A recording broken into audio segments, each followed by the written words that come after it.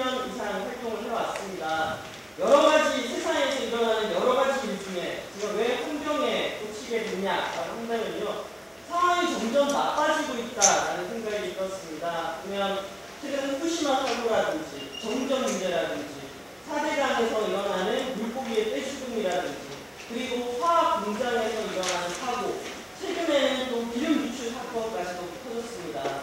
환경이 점점 나빠지고 있습니다. 왜 그럴까요? 여기 당나귀 어때요? 당나귀가 공중에 붕 떠 있습니다. 왜 붕 떠 있죠? 당나귀에게 주어진 짐이 너무 무겁습니다.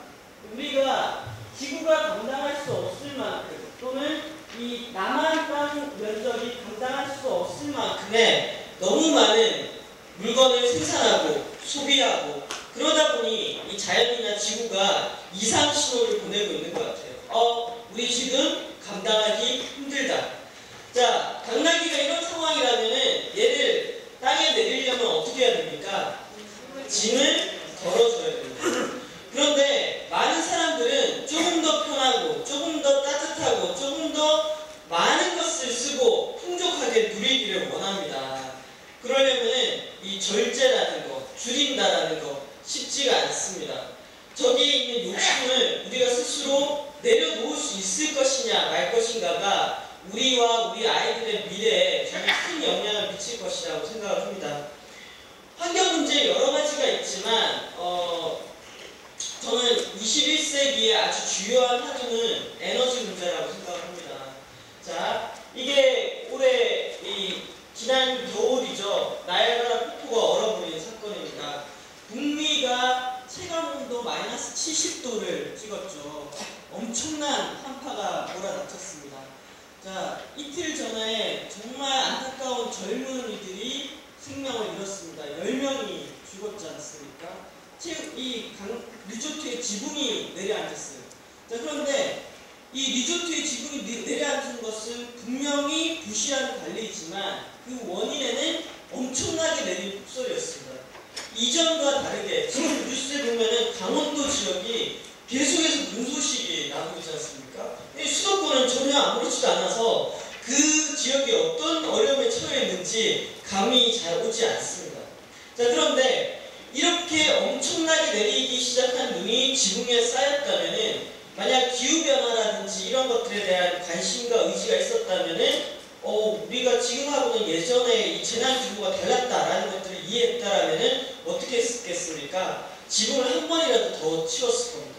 자, 그런데 최근에 이렇게 폭설로 지붕이 내려앉는 사건은 예전에는 없었던 새로운 재난의 유형입니다. 그렇지 않습니까? 세상이 달라졌습니다. 기후변화가 점점 심해지고 있습니다. 그럼 거기에 맞춰가지고 우리도 어떻게 해야 됩니까? 대비를 해야 됩니다. 저는 이번에 이 북극의 찬 기온이 북미 쪽으로 넘어가서 그렇지, 만약에 한반도 쪽으로 찬 기온이 내려갔다고 생각해 보십시오. 엄청난 추위에 상당히 많은 사람들이 영향을 받았을 거라고 생각합니다. 그래서 이 기후변화라는 거, 우리 시대에 저는 중요한 화두라고 생각을 해요. 자, 그러면 기후변화는 왜 발생합니까? 지구 평균 온도가 어떻게 되기 때문이죠? 올라가기 때문입니다. 지구 온도는 왜 올라가죠? 온실가스가 많이 배출되게 됩니다. 근데 온실가스의 가장 많은 양을 배출하는 것이 바로 이산화탄소입니다. 그래서 여러분 에코마일리지 하면서 CO2 배출량을 줄여야 된다고 얘기하죠. 자, 그러면은 이산화탄소는 주로 어디에서 많이 나옵니까? 주로 석유나 석탄, 가스와 같은 화석 에너지를 연소하게 되면은 이산화탄소가 발생합니다. 자, 그러면 우리 석유, 석탄, 가스 언제 쓰고 있습니까? 매일매일 쓰고 있습니다. 네. 자, 우리 이 지구에 사는 60억 인구의 에너지 소비량, 특히 석유, 석탄, 가스의 에너지 소비량이 늘어나면 늘어날수록 온실가스 농도는 어떻게 되죠? 올라가고, 지구온도는 올라가고, 그에 따른 기후변화는 어떻게 됩니까? 점점 더 심해집니다. 자, 그렇기 때문에 기후변화를 막기 위해서는 뭐가 필요합니까? 이산화탄소 배출량을 줄여야 되고 화석 에너지 소비량을 줄여야 되는 생각입니다. 그래서 기후변화 문제는 에너지 문제입니다. 자, 그랬을 때 이건 시험에 나올 것 같은데요. 자, 기후변화가 이렇게 심해졌을 때 우리가 걱정만 할 것이 아니라 어떤 대안이 필요합니다. 어떻게 해야 됩니까? 기후변화가 심해지면 두 가지가 필요합니다. 하나는 CO2 배출량을 줄여야죠. 그래서 에너지 소비량을 줄여서 온실가스 배출량을 줄이는, 그렇게 해서 기후변화의 속도를 완화시키기 위한 정책이 필요합니다. 또 한 가지는 여러분과 제가 아무리 열심히 노력해도 지금의 기후변화의 속도를 당장 멈출 수가 없습니다. 그럼 어떻게 해야 됩니까? 앞으로도 이러한 재난이 많이 일어나게 될 거예요. 그럼 거기에 맞춰서 어떻게 해야 됩니까? 맞춰서 살아야 됩니다. 그걸 우리는 적응이라고 얘기합니다. 그래서 이 기후변화 시대에 우리가 해야 될 것은 CO2 감축을 통한 완화 정책과 적응이 필요합니다. 아까 최근에 지붕 무너져서 내려앉은 인명사고를 낸 것, 이것은 저는 기후변화에 대한 적응 정책을 제대로 세우지 않았기 때문이라고도 생각을 합니다. 그래서 이 두 가지가 상당히 필요한 상황이 됐고요. 그런데 또 한편으로 이 곡선에 대해서 여러분 알 필요가 있습니다. 이거는 피크 오일이라고 하는데요. 자, 우리가 지금 전 세계적으로 그래도 제일 많이 쓰는 에너지가 뭐겠습니까? 석유를 제일 많이 씁니다. 근데 석유는 캐도 계속 나옵니까? 고갈됩니까? 고갈되는 자원입니다. 그래서 지금 전 세계 석유 생산량의 절반 정도를 우리가 쓴 상황, 이 절반을 넘어서게 되면 석유 생산량이 늘어날 수가 있습니까? 앞으로 줄어들 수밖에 없습니다. 이렇게 석유 생산량이 줄어들기 시작하면 뭐가 오르기 시작합니까? 석유 가격이 오르게 됩니다.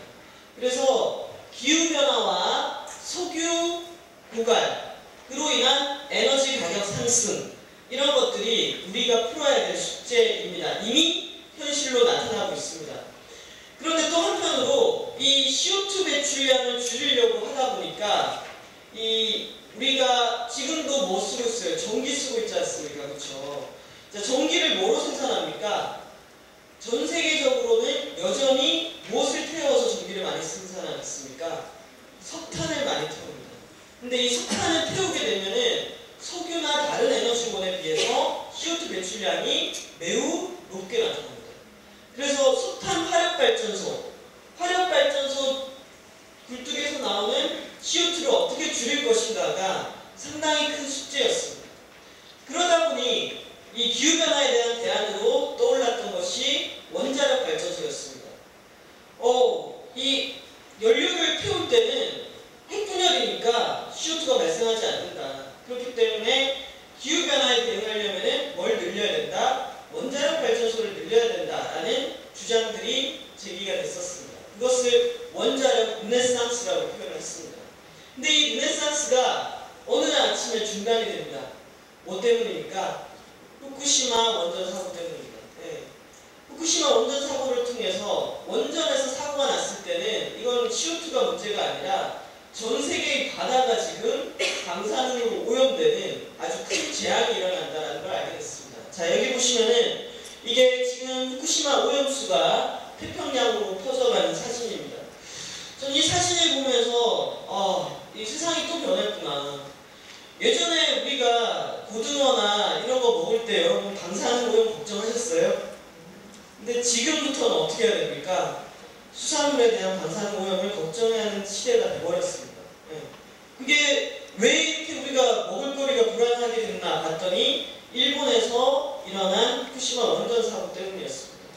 지금 이 사고가 지구에 얼마나 큰 영향을 미칠지 알 수가 없을 정도로 퍼져가고 있습니다. 자, 거기에 여기는 밀양입니다. 아까 영국에서도 나왔죠. 우리가 생산한 전기, 이 해안가의 원전이라든지 대형 화력발전소에서 생산한 전기를 도시까지 끌어오기 위해서는 송전망이 필요하고, 그 송전망이 지나가는 지역에 살고 있는 주민들은 지금 8년, 9년째 지금 고통을 당하고 있는 거죠. 그래서 제가 대표적으로 이 사진 4개를 보여드리는데, 기후변화, 석유 고갈, 후쿠시마 원전 사고, 밀양 송전탑, 매일매일 뉴스에 등장하고 있는 문제들인데, 이 문제를 관통하는 핵심 단어는 에너지라는 겁니다. 그래서 앞으로 에너지 문제가 우리의 생활에 아주 직접적으로 그리고 매일매일 영향을 미칠 수밖에 없기 때문에 국가 차원에서의 에너지 문제에 대한 대안, 그리고 지자체 차원의 대안, 그리고 개인 차원의 대안들을 우리가 만들어 가야 된다라는 것이고, 이미 우리나라를 제외한 다른 나라들은 이런 에너지 문제를 국가 정책의 아주 중요한 목표로 삼고 대안을 만들어 가고 있다라고 할 수가 있습니다. 자, 후쿠시마 사고죠. 원전 4개가 터졌고 엄청난 양의 방사능 물질이 흩어졌으며, 그로 인해서 지금은 이렇게 버려진 마을들, 더 이상 방사능 농도가 너무 심해서 그 안에서 사람이 살 수 없다라는 겁니다. 보면 제가 이 현장에 가서 제가 찍었던 사진들인데요. 저도 물론 차 밖으로 내리지 않았습니다. 바깥 안에서 이제 촬영을 했는데요. 느낌은 이랬습니다. 지진이 발생하거나 기상이변으로 인해서 우리가 피해를 입거나 그랬을 때 그런 것들은 우리가 어떻게 할 수 있습니까? 시간이 지나면 복구가 가능합니다. 사람들이 도와주고 가지 않습니까? 지난 겨울에, 가을쯤에 필리핀에 엄청난 태풍이 닥쳤을 때 우리가 군인들도 보내고 성군도 보내서 그 사람들이 이 엄청난 슈퍼 태풍으로부터 회복할 수 있도록 도와줬습니다. 자, 그런데 후쿠시마에 우리가 좀 감정이 나쁘긴 하지만 안타깝다고 저 사람들에게 도와주러 후쿠시마에 들어갈 수 있습니까? 없습니다. 거기에 있던 사람들도 나와야 합니다. 현재 우리가 가진 기술로는 방사능 물질을 제거할 수 있는 방법이 없습니다. 저 지역은 버려진 땅입니다. 그리고 이때 나왔던 방사능 오염 물질들이 지금 먹을거리를 위협하고 있는 상황입니다. 그리고 여기 보시면은 계속되는 방사능 오염수 사고가 퍼지고 있고, 후쿠시마 아이들에게서 갑상선암 발병률이 이미 증가되고 있습니다. 방사능 물질은 이 핵발전, 핵분열을 통해서 엄청난 에너지가 만들어지기도 하지만 그 과정에서 방사능 물질이 발생합니다. 그리고 이 물질은 반감기가 매우 깁니다. 예를 들면 이번 사고로 플루토늄이 대기 중에 나왔어요. 근데 이 플루토늄은 가장 독한 아주 강한 방사선량을 뿜어내는데요. 근데 이 플루토늄이 자연 생태계에서 스스로 소멸하는데 걸리는 시간이 24,000년입니다. 근데 이게 소멸되는 게 아니라 방사선량이 반으로 줄어드는데 24,000년이 걸린다. 이거는 인간의 시간이 아니지 않습니까? 그렇죠? 그래서 이런 영향들을 나타내게 될 텐데, 지금부터 이런 방사능에 대한 피폭이, 지금 걱정되는 것은 방사능에 오염된 식품으로 인한 피폭, 이런 것들이 걱정이 되고, 그러다 보니까 이제 일본에서 수입되는 8개 현에 대한 수입 같은 경우, 수산물에 대한 수입 같은 것들을 금지하는 이런 현상들이 나타나고 있습니다. 자, 체르노빌 이후에 후쿠시마 이전에 체르노빌 사고가 있었죠. 체르노빌에서 이 방사능 오염이 배출되고 난 다음에 본격적으로 사람의 건강 영향이 나타나기 시작한 것은 사고 이후 3, 4년 뒤부터입니다. 이 얘기는 이제부터 후쿠시마에서 이 방사능 오염 물질로 인한 건강상의 영향이 본격적으로 나타난다라는 거고요. 그랬을 때 사람에 따라서 같은 양의 방사능 물질에 노출됐을 때 병에 걸리거나 이런 민감도가 다릅니다. 여기 보시면은 86년도에 체르노빌 사건이 일어나고 90년도부터 이제 갑상선암 발생률이 늘어나기 시작합니다. 그런데 세모가 여성이면은 내모가 남성입니다. 누가 더 민감합니까? 여성들이 방사능 물질에 더 민감합니다. 자, 이분은 체르노빌의 아이들에 대해서 이 건강 영양 조사를 아주 오랫동안 해오신 소아과 의사님이십니다. 지난해 5월달에 한국에 오셨는데요. 이분이 발표하신 내용 중에 방사능에 대한 민감도 내용이 있었습니다. 똑같은 양의 방사능에 노출됐을 때 여성이 남성보다 2배 더 위험하고 어린이가 성인들보다 최대 20배 가량 더 위험하다. 왜? 아이들은 한창 세포가 자라는데 거기에 방사선이 찌게 되면은 이제 손상이 일어나고 손상된 세포가 어떻게 됩니까? 더 활발하게 성장하기 때문입니다. 그래서 최근에는 학교 급식, 아이들 같은 경우에는 어른들보다 훨씬 더 민감하기 때문에 학교 급식에 들어가는 식재료에 대해서 훨씬 더 강한 방사능 안전 기준, 그리고 조사, 이런 것들이 필요하다라고 해서 방사능으로부터 안전한 학교 부식 조례 만들기 운동이 전 세계적, 우리나라 전반적으로도 지금 확산되고 있습니다. 자, 에너지 문제가 먹을거리의 이 위험까지 지금 연결되고 있다라고 보시면 될 것 같고요. 그랬을 때 우리나라 같은 경우에는 우리나라도 정부의 에너지 정책이라는 게 있습니다. 그래서 이 국가 에너지 기본계획, 정확한 표현으로는 에너지 기본계획이라는 걸 잡아서 우리나라 국민들이 앞으로 어떤 에너지를 얼마나 쓸 것인지에 대한 계획을 수립을 하고 있습니다. 그랬을 때 우리나라의 그 에너지 정책의 주요한 방향은 원전 중심이었습니다. 특히 지난 5년 동안 이명박 대통령 때는 저탄소 녹색 성장 정책이라고 해서 탄소 비중을 줄인다는 것은 화석 에너지 비중을 어떻게 한다는 얘기입니까? 줄인다는 얘기입니다. 화석 에너지 비중이 줄어든 자리를 뭐로 채우느냐? 원전으로 채우는 계획을 세웠습니다. 그래서 이미 우리나라에 원전이 23기가 있는데 지금 현재 5기를 짓고 있습니다. 그러면 다 완공되면 몇 개입니까? 28개가 됩니다. 근데 거기에 6개를 계획을 세워놓고 그것도 모자라서 삼척과 영덕에 신규 원전을 짓는다라는 계획을 세워두었습니다. 그래서 현재의 에너지 기본계획에 따른 원전이 다 건설이 된다면은 우리나라의 원전이 40기에 육박하게 되는 상황이 되게 됩니다. 자, 그랬을 때 만약에 우리나라에 원전이 없다면은 후쿠시마와 같은 사고가 우리나라에는 절대 일어나지 않는다라고 단언할 수 있을 겁니다. 그렇죠? 그런데 우리나라에 이미 원전이 23개가 있고 계속해서 짓고 있고 앞으로 추가된다라고 한다면은 후쿠시마 같은 사고가 일어날 가능성도 배제할 수 없다. 게다가 지난해 여러분께서도 경험하셨겠지만 대통령께서도 직접 발언을 했지만 원전 비리가 너무나 심각했습니다. 원전 비리로 한수원 직원들 100명이 기소를 당했습니다.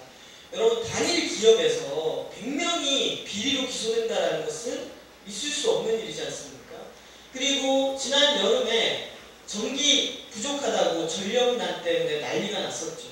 근데 왜 전력난이 일어났나 했더니 5월달에 원전에 들어가는 주요 부품의 시험 성적서가 조작됐다라는 것들이 밝혀지면서, 그런데 그 부품은 원전 안전에 아주 치명적인 영향력을 갖고 있었기 때문에 원전 3개를 멈추고 그 부품을 다시 교환하게 됩니다. 5월달에 발생했으니 우리나라가 1년 중 전기를 상당히 많이 쓰기 때가 여름이지 않습니까? 여름을 앞두고 원전 3개가 멈춘 겁니다. 그러면 전력을 공급할 수 있는 능력이 어떻게 되는 겁니까? 확 떨어진 거죠. 그러다 보니까 그 전력난을 우리가 겪었다라고 할 수가 있습니다. 자, 여기 보시면은 우리나라 원전 지도입니다. 주로 어디에 있습니까? 주로 어디에 있죠? 해안가에 있습니다. 그리고 특징 중에 하나가 동해안 지역에 지금 밀집해 있다라는 겁니다. 그리고 계속해서 추가로 원전을 지어지고 있고 지금 삼척과 영덕이 신규 원전 부지로 지정된 상태입니다. 그래서 우리나라 이 에너지 계획은 에너지 기본계획이라는 것이 최상위 계획이고요. 그 에너지 기본계획을 떠받치는 신재생 에너지 계획, 석유 계획, 그 다음에 천연가스 계획, 전력 계획, 이런 것들이 다 촘촘하게 연결되어 있습니다. 근데 이 전력 계획이 원전이랑 관련이 되어 있는데요. 올해가 7차 전력 수급 기본 계획을 세우는 해입니다. 그래서 여러분께서 에너지 설계사로 활동을 하시다가 가을쯤 이 뉴스를 보시게 되면은 7차 전력 수급 기본 계획 가장 핵심은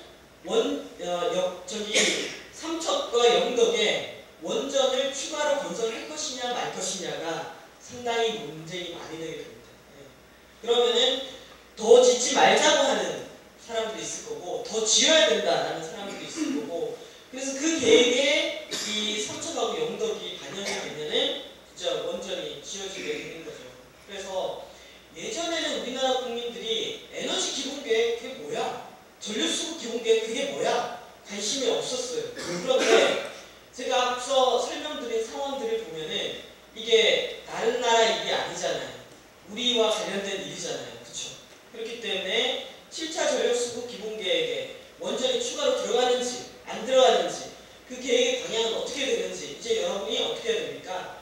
관심을 가지셔야 됩니다. 그리고 그러한 관심을 가지고 공부를 하시다가 다른 시민들이 이게 뭐야? 라고 물어보면은 아 이런 내용이야 라고 대답하실 수 있어야 되지 않을까라는 생각이 듭니다. 자, 여기 보시면은 우리나라 원전 고리, 월성, 울진, 영광 이렇게 있고요. 우리나라의 이 원전 역사가 30년이 넘었습니다. 그런데 초기에 지었던 원전의 설계 수명은 30년 정도였습니다. 그럼 무슨 얘기입니까? 설계 수명을 끝낸 원전이 늘어나고 있다. 앞으로 늘어나게 될 것이다. 라는 겁니다. 자, 설계 수명 끝난 원전 하나는 고리에 있습니다. 고리 1호기. 그리고 설계 수명 끝난 원전 하나는 또 월성에 있습니다. 월성 1호기. 그래서 이미 설계 수명이 끝난 원전이 2개나 된다는 거. 그리고 고리 1호기 같은 경우에는 지난해 뉴스 생각해 보시면은 갑작스럽게 멈췄다라고 해서 이 고리가 부산에 거의 있습니다. 이 고리 원전이 해운대에서 20km밖에 안 떨어져 있습니다. 해운대에 인구가 얼마나 많이 밀집해 있습니까? 그러다 보니까 부산 시민들한테도 고리 1호기는 상당히 걱정되는 존재입니다. 저게 만약에 사고가 나면은 부산에 아주 큰 치명적인 영향을 미치기 때문에 부산 시민들도 설계 수명이 끝났는데 연장해서 가동하고 있는 고리 1호기는 빨리 폐쇄해야 된다라는 이런 입장을 갖고 있습니다. 자, 그래 이런 상황에서 보시면은 아까도 이 문제가 발생합니다. 원전이 위치한 지역은 해안가인데 이 생산한 전기를 쓰고 있는 주요 도시들은 어디에 위치했습니까? 내륙에 위치해 있고 수도권에 위치해 있습니다. 그러면 거기서 생산한 전기 어떻게 해야 됩니까? 끌어와야겠죠. 거기 끌어오기 위해서 필요한 게 뭐라? 송전망입니다. 그리고 이런 고리 지역에 원전이 계속 들어서다 보니까 여기서 생산한 전기를 대구까지 끌어당기기 위해서 765 초고압 송전망이 필요하게 된 거고 그 765 송전망 때문에 밀양에서 엄청난 갈등과 고통이 일어나고 있습니다. 저도 여러분 765 송전망 보신 적 있으세요? 어느 정도 규모일 것 같아요? 상상이 안 가시죠? 자, 765 송전망 이 정도 규모입니다. 여기 2명 보이세요? 네, 사람입니다. 자, 그래서 밀양의 송전탑 반대 운동을 할 때 이 어떤 지역에서는 저거 밉니다. 국직사업인데 저거 저렇게 하는 거는 보상금 많이 받으려고 한다라고 얘기를 합니다. 그런데 이 사진을 보시면은 이건 보상금의 문제가 아니다라는 것들을 아실 수 있습니다. 밀양 어르신들이 어느 날 자기가 살고 있는 마을로 765 송전탑이 들어온다라는 얘기를 듣고 도대체 765가 뭐냐? 그리고 그게 어떤 거냐? 궁금해서 우리나라에 이미 있는 765 송전탑 부지에 가봤습니다. 가봤더니 정말 마을 한중간에 이 높이가 130m 정도가 됩니다. 마을 한중간에 이런 송전탑이 지나가고 있는 것을 보게 된 겁니다. 그래서 이분들이 이제 나는 이건 돈의 문제가 아니다. 이건 내가 살고 있는 땅에 대한 예의다 라고 얘기하시면서 지금 9년째 싸우고 이미 벌써 2분이 자기 목숨을 버리셨어요. 자살을 하셨어요. 사람이 자기 목숨을 버린다라는 거는 이건 돈의 문제가 아니지 않습니까? 그렇죠? 그리고 저는 그런 생각이 듭니다. 내가 정말 원하지 않은 거는 다른 사람에게도 어떤 이름으로 강조해서는 안 된다. 강요해서는 안 된다. 그리고 그 방법뿐이라면 다른 방법이 없다면 몰라도 이런 희생을 누군가에게 전가하지 않기 위한 다른 방법을 최대한 찾아주는 것이 국가와 정부가 해야 되는 역할이다라고 생각을 합니다. 자, 그래서 지금 이런 방식의 특정 지역의 원전이라든지 화력발전소를 많이 짓고 그렇게 생산한 전기를 도시로 보내는 방식은 이제는 그 방식은 아니다. 그렇게 해서 얘기 나오기 시작한 게 지역 에너지 정책이라는 게 나오기 시작합니다. 분산형 에너지 정책. 필요한 지역에서 에너지를 생산하고 소비함으로써 전력을 먼 거리로 송전하는 것을 지향하는 방식. 그래서 지역 내의 에너지 생산과 소비가 균형을 이뤄서 다른 지역에 너무나 많은 부담을 지우지 않는 방식. 그래서 지금 세계적인 에너지 정책의 방향은 분산형 에너지, 지역 에너지 이런 방식으로 많이 바뀌고 있습니다.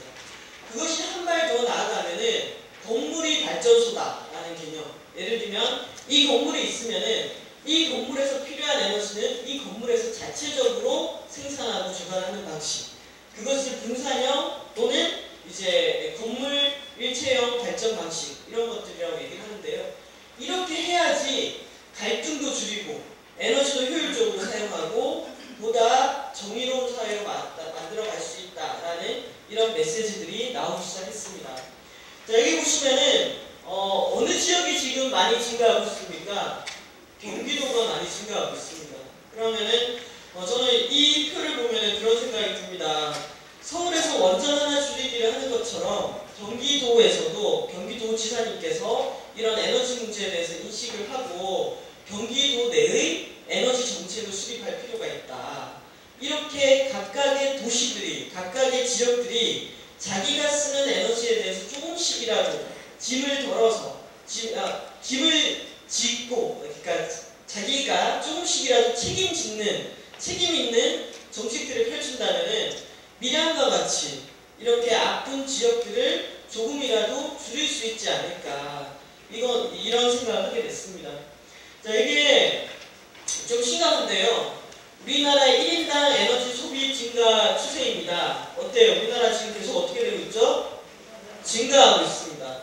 자, 이 대목에서 제가 첫 장면에 말씀드렸던 당나귀 그림 생각해보세요. 당나귀가 공중에 붕 떠있죠? 그러면 당나귀 땅에 내리려면 어떻게 해야 됩니까? 짐을 덜어줘야 됩니다. 그러면 1인당 에너지 소비량이 계속 증가해서는 안 된다는 거죠. 1인당 에너지 소비량은 어떻게 해야 됩니까? 줄여갈 수 있어야 됩니다. 그런데 자, 다른 나라들 한번 보세요. 프랑스, 독일, 일본, 영국, 이탈리아 2005년도를 기점으로 어떻게 되고 있습니까? 에너지 소비량이 줄어들고 있습니다. 이미 다른 나라들은 이 당나귀가 막 공중에 바둥바둥 거리고 있기 때문에 이렇게 가면 안 된다. 어떻게? 에너지 소비를 줄이는, 에너지를 적게 쓰는 사회로 만들어가자라고 선언을 했고 실제로 줄여가고 있습니다. 근데 우리는 어때요? 계속해서 늘어나고 있는 상황입니다. 자, 그런데 여기에 더해서 또 하나의 특징이 있습니다. 계속 전기 이야기를 하는 이유가 있습니다. 우리나라의 전력 소비량이 너무나 급격하게 늘어나고 있기 때문입니다. 95년도만 하더라도 우리나라의 1인당 전력 소비량이 가장 낮았어요. 그러다가 어떻게 됐습니까? 지금은 모든 나라를 추월해서 늘어나고 있습니다. 자, 이렇게 전력 소비량이 늘어나다 보니까 이 전기를 많이 쓰는 거예요. 그러면은 블랙아웃 이런 거 안 발생시키려면은 어떻게 해야 됩니까? 공급을 늘리기 위해서 뭘 더 짓죠? 발전소를 더 짓죠. 그리고 그 발전소에서 많은 양의 전기를 생산해서 공급하기 위해서 주로 선택하는 게 원전과 석탄 화력 발전소입니다.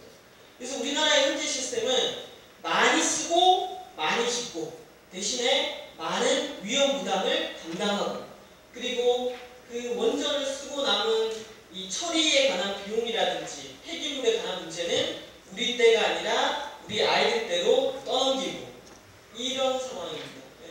많이 쓰고 많이 짓고 책임은 떠넘기고. 근데 책임을 떠넘기고 왔는데 이제는 우리가 숙제를 해야 될 때가 다가오고 있는 상황입니다. 근데 이런 상황이 계속되어서는 지속 가능하지 않다. 그럼 어떻게 해야 되겠습니다? 어떻게 해야 되겠습니까? 이 그래프를 꺾어야 됩니다. 이렇게 계속 늘어나도록 두는 게 아니라 전력 소비량을 어떻게 해야 되죠? 꺾어야 되는 상황이라고 할 수가 있습니다. 저의 고민은 어떻게 하면 이 급증하는 전력 소비량을 꺾을 수 있을까가 숙제인 것 같아요. 자, 그런데 이게 1인당 전력 소비량이에요. 1인당은 그렇다고 여러분께서 막 죄책감을 가지거나 그럴 필요는 없을 것 같아요. 왜냐? 가정은 우리나라에서 상당히 에너지 소비량이 적습니다. 이 전력 소비의 절반 이상을 산업계와 상업 분야만 쓰고 있습니다. 그래서 도대체 왜 이 그래프가 이렇게 급등하기 시작했을까? 그 원인을 한번 살펴봤더니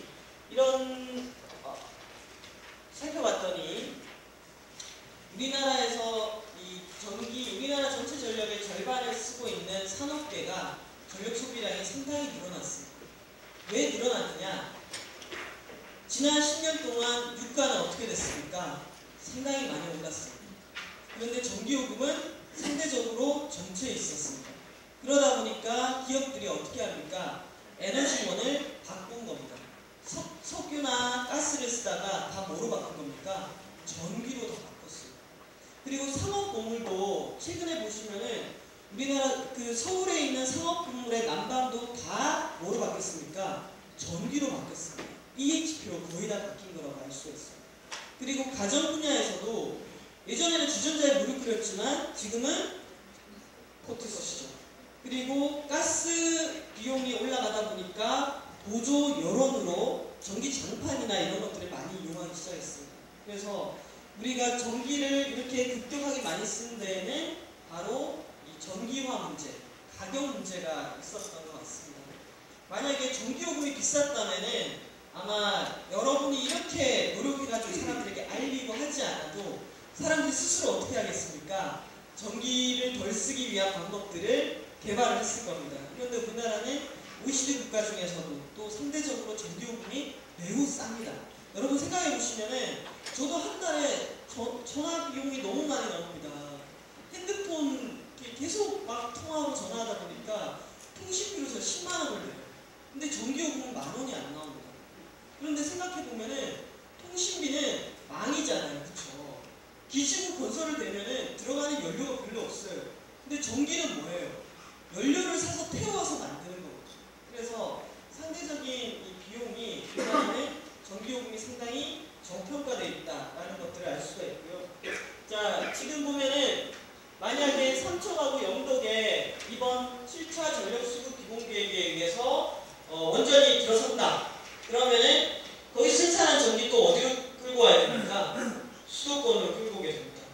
그러면은 지금은 밀양이 난리지만 앞으로 삼척, 영덕이 또 난리가 나게 될 겁니다. 그래서 저는 이런 생각이 드는 거죠. 와, 기후변화 때문에 석탄 화력발전소 짓기 쉬워요, 어려워요? 어렵습니다. 후쿠시마 원전 사고 나는 거 보니까 원전 쉽게 지어서는 될 일이 아닙니다. 그런데 지금까지는 우리가 전기가 필요하면 발전소를 지어가지고 그걸 당겼어요. 근데 지금 상황을 봤더니 원전이든 석탄이든 지어서 그걸 생산한 전기를 당기는 것도 어때요? 만만치 않다라는 겁니다. 지금은 뭘 해도 쉽지가 않습니다. 그래서 생각을 바꾸는 거죠. 앞으로 우리가 계속해서 전기 소비를 늘려갈 것이냐, 아니면은 우리가 전기를, 에너지를 좀 똑똑하게 쓰고 현명하게 써서 에너지 소비 자체를 줄여갈 것이냐. 여기서 당나귀가 한 번 더 나오는 거죠. 우리가 미래가 있다면, 미래를 만들려고 한다면은 어떻게 해야 된다? 에너지 소비를 지속적으로 늘릴 것이 아니라 줄여가는 도시를 만들어야 된다라는 거죠. 자, 그런 의미에서 지금 지역별 전력 자립도입니다. 보면은 서울 전력 자립도 몇 %라고요? 4.2%입니다. 근데 애기 싶을 거예요. 그런데 저는 기억나는 게 불과 2년 전만 하더라도 서울의 전력 자립도는 2.95%였습니다. 그런데 한 2년 동안 열심히 원전 하나 줄이기 작업을 했더니 그나마 1에서 2% 정도 올라간 겁니다. 근데 만약에 우리가 꾸준히 도시에서 에너지를 적게 쓰고 생산을 늘리기 위해서 노력한다면 이 퍼센테이지를 어떻게 하겠습니까? 계속해서 올려갈 수가 있을 겁니다. 그래서 지금 현재 제가 기억하는 계획으로는 2020년도에 8%까지 자립도를 올리는 것으로 되어 있습니다. 그래서 우리가 어떤 방향을 설정하고 어떤 노력을 기울이는가가 매우 중요하다. 자, 여기 전력 자립도 300, 200, 200 넘는 데들 다 뭐가 있는 데입니까? 원전이 있거나 아니면은 석탄 화력발전소가 있는 지역들입니다. 그래서 이 지역들에게 계속해서 이 갈등, 이 고통, 이걸 주지 않기 위해서는 이런 전력 자립도 1%대의 그 도시들이 책임있는 에너지 소비와 책임있는 에너지 생산을 해야 할 시기이다라는 생각이 듭니다. 자, 서울의 모습입니다. 날려보내는 허무하게 쓰는 황당하게 쓰는 전기 에너지가 너무나 많습니다.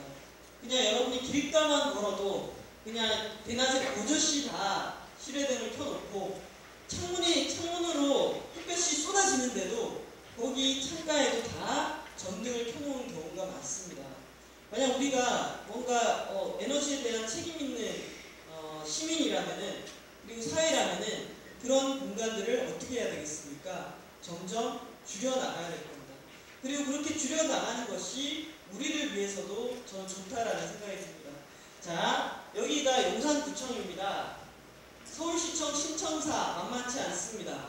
금천구청 만만치 않습니다. 다 뭐로 지었습니까? 유리로 지었습니다. 여름에는 덥고 겨울에는 엄청 춥습니다.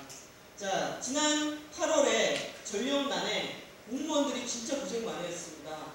8월인데도 냉방을 못하게 했습니다. 왜 유리로 지냐고요? 이게 멋지게 만들 수가 있습니다. 건축학적으로. 외관적인 차원들이 있고요. 그리고 유리는 건축 시기도 상당히 짧습니다. 그렇지 않습니까? 이렇게 뼈대 만들어 놓고 통유리를 갖다 붙이면 됩니다. 그래서 이 미학적인 차원 내지는 건설 공기를 앞당기는 차원, 이런 쪽에서 저런 유리 방식을 많이 썼습니다. 대신에 에너지 차원은 어땠을까요? 전혀 고려하지 않았던 거죠.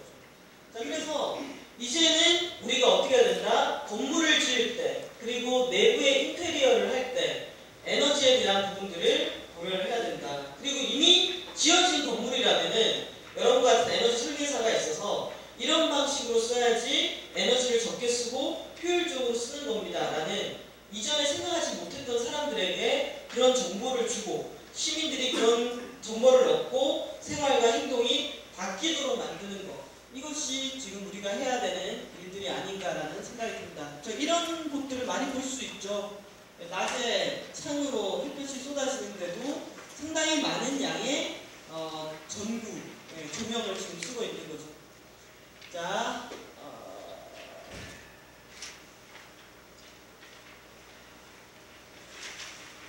그랬을 때 아까 제가 이 부분 얘기를 드렸었는데 보면은 2001년도, 2010년도에 보면은 2001년도에는 우리나라 산업계에서 전기를 가지고 가열하고 건조하는 공정이 3.6% 있었어요. 근데 2010년에는 이게 10배 가까이 늘어납니다.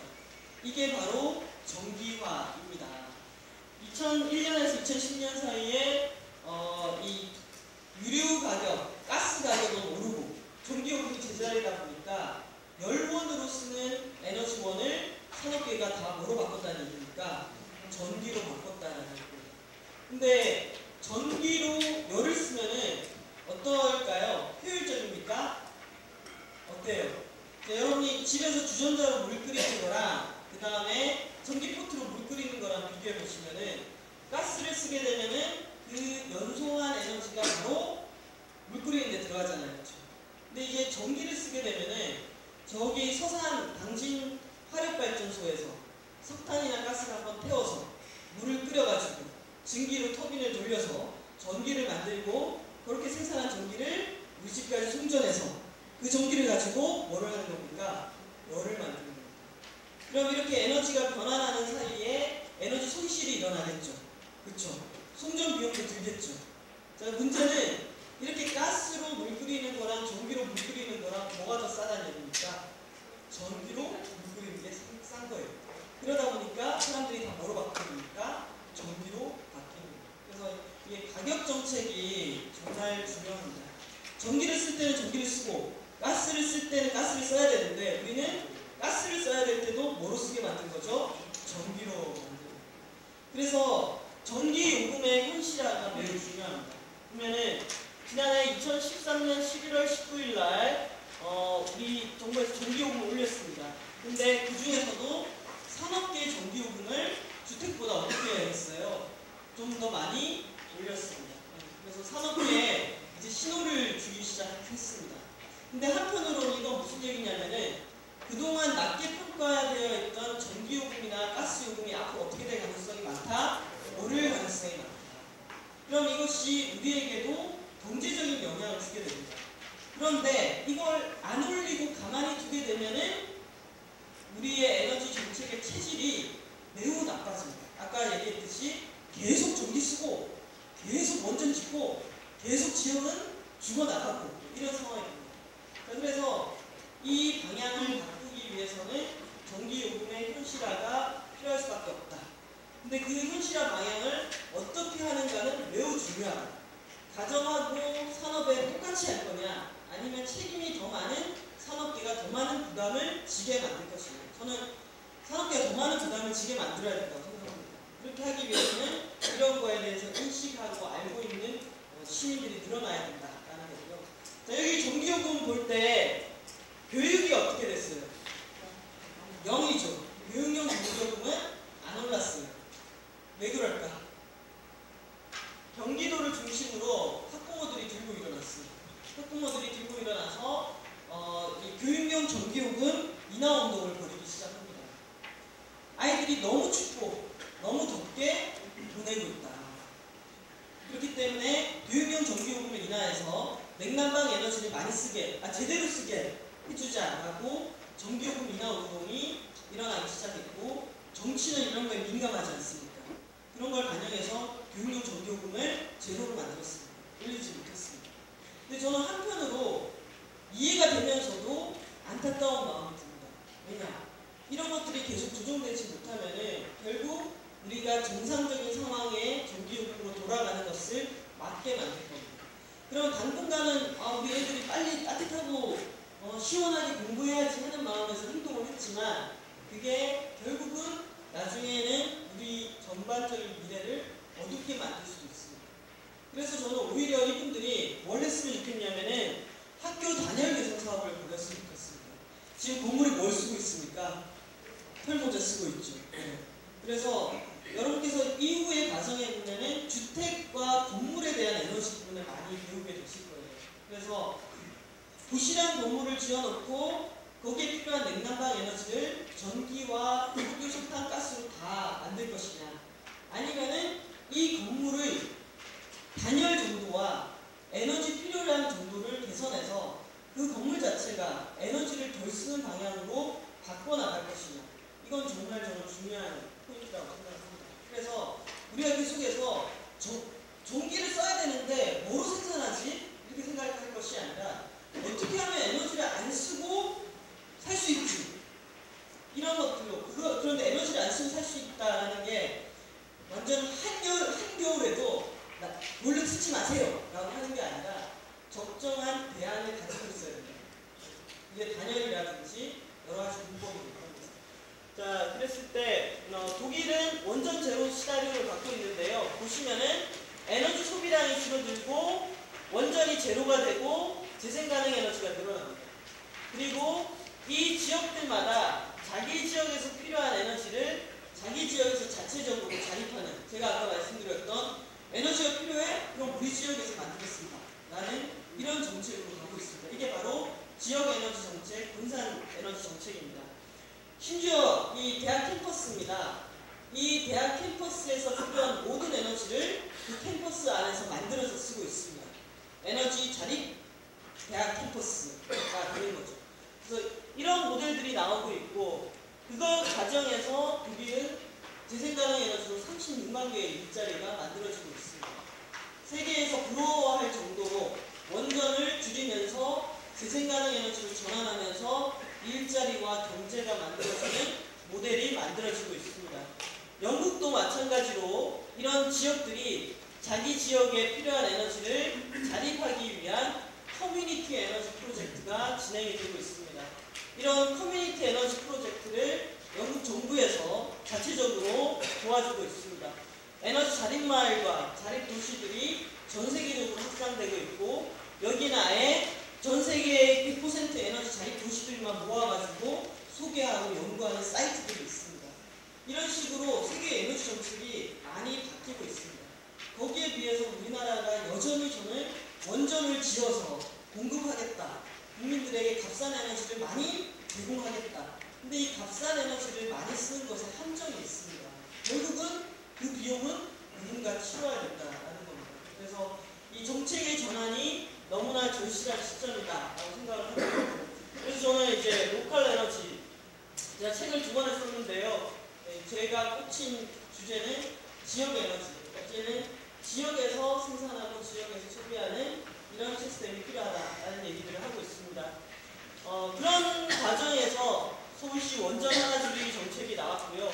또 재미있는 거는 제가 한참 서울시 원전 하나 줄이기 정책에 참여하고 있을 때, 이 초기 수립 과정에 참여하고 있을 때, 여기 노원구에서 오신 분들 계십니까? 노원구에서 방사능 아스팔트가 발견됐습니다. 2011년도 연말에. 그 방사능 아스팔트를 다 긁어냈습니다. 그런데 이 방사능 아스팔트 이거는 수도권 매립지에 보내면 안 되잖아요. 방사능 오염 물질입니다. 그래서 이거를 동주 월성에 있는 곳까지 보내려니까 80억 가까이나 들더라고요.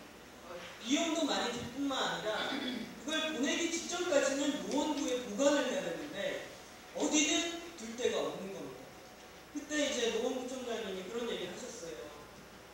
이 방사능에 오염된 아스팔트 하나도 처치 못해서 난리이고, 이 아스팔트를 처치하는 데만 80억이 드는데 원전을 계속 지어서 그 안에서 나오는 폐기물 처분 앞으로 어떻게 할 거냐. 그동안 지자체가 국가에너지 정책에 대해서 아무런 얘기를 할 수가 없었지만 이제는 우리가 얘기를 해야겠다라고 마음을 먹고 몇몇 지자체 장들을 모아가지고 탈핵 에너지 전환 유시 선언을 하자라고 제안을 했습니다. 저는 그 모임에 가서 이게 이런 게 가능해? 라는 생각이 들었었는데요. 우리나라의 기초지자체가 한 250개 정도가 있습니다. 노원구에서 다 공문을 보내가지고 탈핵 선언을 하자라고 했더니 우리나라 지자체 46명 지자체장이 탈핵 선언에 동참을 했습니다. 기초 시군구 단위입니다. 46명이 지금 여기에 있고요. 제가 지난 세월 동안 한 2년 동안 이 지자체에서 어떤 일이 일어났는지 모니터링을 했는데요. 노원구, 성북구, 금천구, 강동구 정말 제가 깜짝 놀랄 정도로 에너지 정책에 있어서 많은 변화가 일어났습니다. 완주도 만만치 않게 좋은 결과들이 일어나고 있고요. 광산구도 괜찮고요. 이렇게 선언하신 분들이 다 열심히 하지 않지만 어쨌든 지자체 짱들 중에서 에너지 정책 중요하다. 그리고 에너지 빈곤 문제가 중요하기 때문에 이제는 지자체에서도 에너지 문제를 다뤄야 된다라고 하시는 분들이 늘어나기 시작했습니다. 저는 이건 정말 희망이라고 생각을 합니다. 자, 에너지 전환을 위해서는 시간이 없으니 곧 마치겠습니다. 지역 에너지 전환을 위해서는 정책을 잘 만들어야 되고 홍보와 교육이 필요하고 저는 장기적으로는 일자리와 연관돼야 된다고 생각합니다. 지금까지 우리나라는 원전 많이 지으면은 원전에 먹고 사는 사람들이 많았습니다. 그렇지 않습니까? 원전 하나 지을 때 3조 5천억짜리입니다. 근데 원전을 2개씩 짓습니다. 7조 시장입니다. 시장이 너무 크니까 거기서 조금만 먹고 떨어져도 먹는 게 많습니다. 그래서 비리가 어마어마했죠. 그래서 우리나라는 아직까지 원전 지어야 먹고 사는 사람들이 많은 경제입니다. 근데 이건 지속 가능하지가 않습니다. 그래서 우리 서울은 에너지를 효율적으로 쓰고 재생가능 에너지로 먹고 사는 사람들이 많아지는 도시를 만들어야 됩니다. 그런 의미에서 처음 시도하는 것이 저는 에너지 설계사 같은 제도라고 생각합니다. 근데 이 설계사가 잘 되려면은 정부의 가격 정책이라든지 정부 정책이 정말 중요합니다. 지금 제가 안타까운 거는 정부 정책이 조금만 변하면은 에너지 설계사 같은 것이 정말 일자리로 자리 잡을 수가 있는데 정부 정책에 막혀 있어서 이 설계사가 일자리로 자리 잡히게 만들기 위해서는 너무 많은 노력이 필요합니다. 여전히 우리나라는 에너지 많이 쓰는 시스템 속에 살고 있습니다. 좀 잘 쓰고 아껴 쓰고 전환하자라고 하는 것은 정말 힘든 상황입니다. 근데 그 힘든 상황을 한번 시도를 해보려고 하는 겁니다. 자, 그래서 지금 제가 이 송대골이라는 에너지 자립마을하고 한 3년째 이 마을이 에너지 자립마을이 될 수 있도록 도와주고 있는데요. 2011년도에 이 동네 분들을 처음 만나가지고 저는 한 4년째 됐죠. 근데 되게 재밌는 일이 일어나기 시작했습니다. 성백골 주민들하고 공부를 하기 시작하면서 이분들이 요즘은 제가 듣는 강의보다 이분들이 공부를 더 많이 하시는 것 같아요. 그래서 이분들이 한 10명 정도가 그냥 주부이신데 그동안 외국을 쌓아가지고 요즘은 이 서울시 에너지 강의를 이분들이 많이 하고 계십니다. 한 10분 정도가 에너지 강사로 탄생을 하신 거죠. 그리고 집 동네에서 이 여기가 낡은 주택이 많다 보니까 집 수리해서 단열을 한번 해봤더니 그 효과가 너무 좋아서 동네 목수, 인테리어 하시는 분들, 건축가 이런 분들을 모아가지고 에너지 협동조합으로 마을다 살림이라는 단열을 하는 협동조합을 만들었습니다. 그리고 이거는 이동하는 에너지 카페인데요. 태양광을 단 차를 만들어서 이 전기를 가지고 커피라든지 주스를 만들어서 판매하기 시작했는데 이것도 누군가는 저 차를 몰아야 될 거 아닙니까? 카페를 운영해야 되잖아요. 그래서 에너지 자립마을을 만들기 위해서 한 3년 동안 일을 하다 보니까 재미있는 것이 동네에서 에너지로 먹고 사는 사람들이 조금씩 나타나기 시작합니다. 협동조합이 만들어지고 강사가 만들어지고 에너지 카페가 만들어지고 그리고는 최근에는 이게 2주 전에 만들어진 에너지 슈퍼마켓입니다. 이 에너지 슈퍼마켓에 가면은 LED, 그 다음에 대기전력 차단기, 소형 태양광 이런 것들 있지 않습니까? 그래서 이 시민들이 에너지를 좀 줄이거나 아끼고 싶을 때 이 슈퍼마켓에 가서 정보도 얻고 물건도 살 수 있는 이 슈퍼마켓을 하나 만들었습니다. 저는 앞으로 올해는 이 슈퍼마켓이 더 잘 될 수 있도록 더 많은 것을 판매할 수 있도록 그래서 이 슈퍼마켓이 체인처럼 늘어날 수 있도록 이런 것들을 한번 꿈을 꿔봅니다. 그렇게 되면은 시민들이 나 에너지 좀 줄이고 싶은데 거기 가서 줄일 수 있는 방법을 얻으면 되지 않겠습니까? 그래서 이런 지금은 아직 미약하지만 지금 태양광도 꾸준히 올라가고 있고 설계사 제도, 그 다음에 에너지 슈퍼마켓, 에너지 자립마을 만들기, 집수리 단열 개선 사업, 그리고 LED 확대 여러 가지 이런 노력들을 하게 된다면은 우리가 좀 더 책임 있는 도시 그리고 미래의 충격에 대비할 수 있는 도시가 될 수 있지 않을까라는 생각이 듭니다. 자, 재미있는 그래프 마지막으로 보여드리면서 마치겠습니다. 지난 2년 동안 열심히 원전 하나 줄이겠습니다 했더니 지난해 1월에서 7월 사이 한창 막 전기를 많이 쓰기 시작할 때까지의 에너지 소비 절감량을 비교해봤습니다. 전국적으로는 1.27%가 증가했습니다. 서울은 0.9% 감소했습니다.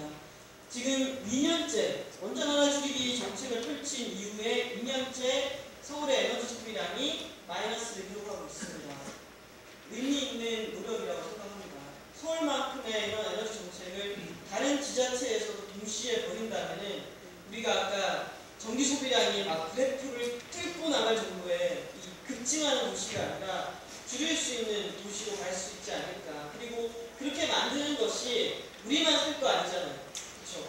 우리 아이들에게 이 고등어 먹을 때 이 방사능 오염을 걱정할 수밖에 없게 만들어졌지 않습니까? 근데 더 심한 상황으로 물려줄 수가 없잖아요. 그러면 지금의 어른들이 책임 있는 도시를 만들어 가야 된다라는 생각을 합니다. 그리고 그런 책임 있는 도시를 만들어 가는 데 있어서 여러분들이 저는 큰 역할을 하게 될 것이다 라고 기대를 하고 있습니다. 네, 감사합니다. 여기까지